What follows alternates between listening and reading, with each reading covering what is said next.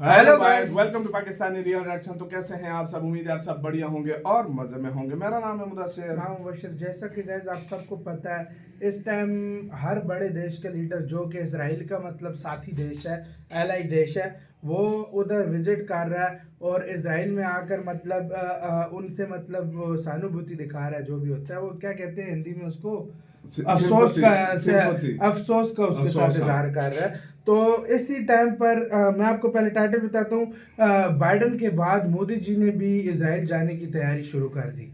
मतलब मोदी जी का भी बहुत बड़ा चांस बन रहा है जाने का। क्या हुआ सारा कुछ इसके अंदर पहले देखेंगे। और गाइज आप लोगों से एक क्वेश्चन है मेरा कि आपके लिहाज से आप कमेंट में हर कोई यार प्लीज जो वीडियो देख रहे जवाब दीजिएगा कि मोदी जी को इस टाइम जाना चाहिए या नहीं। सारी चीजों को माइंड में लाकर आप एक जवाब दीजिएगा। हम अपनी भी राय जो है वो आखिर पे देंगे। तो पहले आप लोग लाजमी बताइएगा। हेडलाइंस का वीडियो इनके वीडियो का लिंक डिस्क्रिप्शन में। तो स्टार्ट। इजराइल हमास युद्ध के बीच इजराइल पहुंचे अमेरिकी राष्ट्रपति जो बाइडेन। क्या पीएम मोदी भी जल्द इजराइल जाने वाले हैं? जो बाइडेन के इजराइल पहुंचते ही पूरी दुनिया की नजरें मोदी पर। क्या अमेरिका की तरह मोदी भी करेंगे हथियारों की मदद? इजराइल का समर्थन देने पर इजरायली प्रधानमंत्री हुए थे भावुक। पीएम मोदी का किया था धन्यवाद। क्या मोदी देंगे कोई बड़ा इनाम? जी, पिछले 12 दिनों से हमास और इजराइल एक दूसरे पर ताबड़तोड़ अटैक कर रहे हैं। इजराइल हमास के बीच जारी जंग के दौरान आज अमेरिकी राष्ट्रपति जो बाइडेन इजराइल पहुंचे, जो इजरायली प्रधानमंत्री नेतन्याहू से मुलाकात कर रहे हैं। खतरों के बीच में खतरों के खिलाड़ी बनकर इजराइल पहुंचे जो बाइडेन ने इजराइल से सच्ची दोस्ती का एक बड़ा पैगाम लिखा है और पूरी दुनिया को बड़ा संदेश दिया है कि मुश्किल समय में एक दोस्त कैसे काम आ सकता है। वहीं इस युद्ध के बीच जो बाइडेन का इजराइल जाना किसी को भी रास नहीं आ रहा। जो बाइडेन के पहुंचते ही पूरी दुनिया टेंशन में आ गई है। जहां अमेरिका के साथ खड़े होने वाले देश को जो बाइडेन की सुरक्षा की गहरी चिंता सता रही है, तो वहीं ईरान, तुर्की जैसे कई मुस्लिम देशों के पसीने छूट रहे हैं जो हमास के साथ खड़े हैं और उन्हें अपने ऊपर अटैक का बड़ा टेंशन सता रहा है। जो बाइडेन ने अमेरिका के दुश्मन देश ईरान को धमकी दी है। बाइडेन जिस इलाके में जा रहे हैं वहां भीषण युद्ध चल रहा है। इन जगहों पर कहीं से भी मिसाइल और रॉकेट दागे जा रहे हैं। ऐसे में बाइडेन का जाना बड़ा रिस्की हो सकता है। जो बाइडेन दुनिया के सबसे ज्यादा सुरक्षा में रहने वाले शख्स हैं। हालांकि बाइडेन की सुरक्षा में सेध लगा पाना किसी के बस की बात नहीं। बाइडेन के पहुंचने से हमास की नींद गायब है। इस बीच बाइडेन के जाते ही पूरी दुनिया की नजरें पीएम मोदी पर है कि क्या मोदी भी अपने खास दोस्त बाइडेन की तरह इजराइल जाएंगे? क्या बाइडेन की तरह मोदी भी कोई बड़ी मदद करेंगे? बताते चले कि जिस तरीके से भारत का रिश्ता अमेरिका के साथ सबसे खास है, ऐसा ही कुछ इजराइल के साथ भी है। इस युद्ध में भारत इजराइल के साथ खड़ा है। पीएम मोदी के साथ साथ देश के हर एक कोने से इजराइल को बड़ा समर्थन मिल रहा है। इस समर्थन को लेकर इजराइल के भारतीय राजदूत नाओर गिलोन ने मोदी का आभार व्यक्त किया है। साथ ही इजरायली प्रधानमंत्री ने भी भावुक होकर मोदी का धन्यवाद किया है। बीते कुछ दिन पहले न्यूज एजेंसी एनआई से बात करते हुए गिलोन ने कहा कि हमें प्रधानमंत्री मोदी से जिस लेवल का समर्थन मिला, उन्होंने निंदा करते हुए जो ट्वीट किया और इजराइल का समर्थन दिया, हम उसे आजीवन भूल नहीं पाएंगे।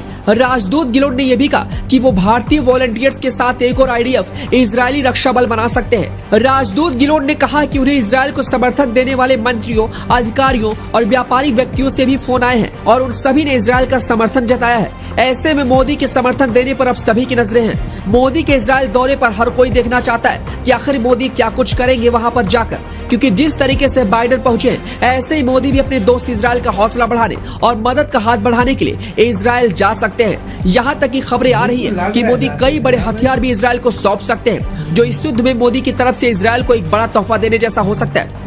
बताते चले कि अमेरिका ने इजराइल को इस युद्ध में US Gerald R4 carrier strike group समेत नामित विमान वाहक, निर्देशित मिसाइल क्रूजर USS नॉर्मैंडी और 4 निर्देशित मिसाइल विध्वंसक, जिनसे USS थॉमस हडनर, रैम्पेज, कार्नी और रूजवेल्ट जैसे हथियार शामिल है, ये सभी हथियार इजराइल को सौंपा है। फिलहाल ये देखने वाली बात होगी कि प्रधानमंत्री मोदी अब इजराइल को लेकर क्या कुछ बड़ा बयान देते हैं। क्या वाकई में बाइडेन की तरह मोदी भी युद्ध के बीच इजराइल जाएंगे? इस पर पूरी दुनिया की नजरें टिकी है। वैसे आपको क्या लगता है, क्या मोदी को युद्ध के बीच में इजराइल जाना चाहिए? हमें अपनी राय कमेंट बॉक्स में। मेरा भी क्वेश्चन है गाइस, हमारा भी। यार इसमें मैं एक दो बातें बोलूंगा इसमें। हाँ, देखो,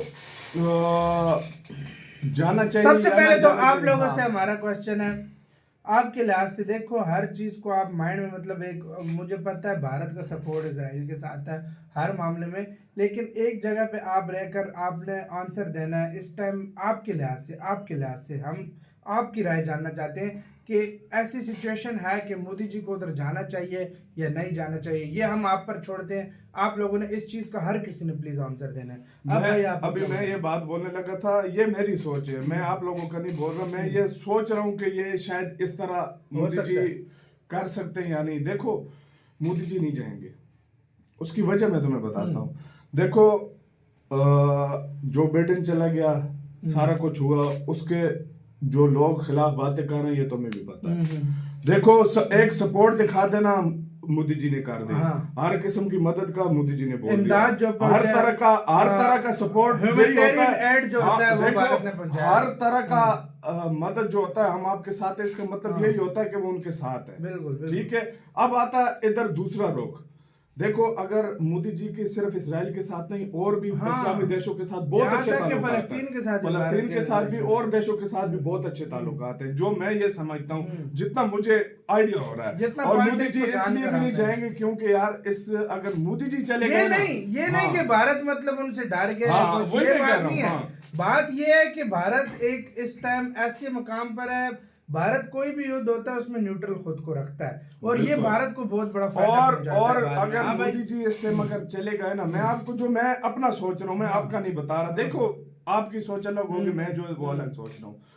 अगर मोदी जी फर्ज करे इस टाइम चले गए ना, एक बहुत बड़ा कंट्री है और पूरी दुनिया में एक मकाम रखता है इंडिया ऐसा मकाम रखता है कि इंडिया का जिस टाइम जिसकी तरफ झुकाव होगा ना, वो पलड़ा अपने आप भारी हो जाएगा। मैं वही कह रहा हूँ, ये पलड़ा भारी भी हो जाएगा। दूसरी बात ये है कि हो सकता है जो इंडिया के दुश्मन देश हैं या जो इससे फायदा भी उठाए, ये चीज होती है, वो इससे फायदा भी उठाए और इंडिया के खिलाफ लॉबीइस्ट इंडिया के और फ्रेंड कंट्रीज है उनको इंडिया के खिलाफ करने की कोशिश ये हो सकता है। तो इस टाइम जितना मुझे आइडिया लगता है भारत इस टाइम न्यूट्रल स्टांस को ज्यादा अपनाने की कोशिश, न्यूट्रल स्टांस रहेगा, न्यूट्रल इस मामले में रहेगा कि भाई हम इजराइल के साथ हैं, हम उसकी जो है ना जो भी उन्होंने अटैक किया हम इजराइल के साथ हैं, लेकिन वो जाने नहीं वाले। क्योंकि देखो इजराइल के और अमेरिका के वो ताल्लुकात अलग चीज है। वो जब भी युद्ध हुआ है इजराइल की मदद को अमेरिका आया और उसने हर किस्म की मदद भी की है। लेकिन देखो इंडिया एक पूरी दुनिया को अपना परिवार समझता है,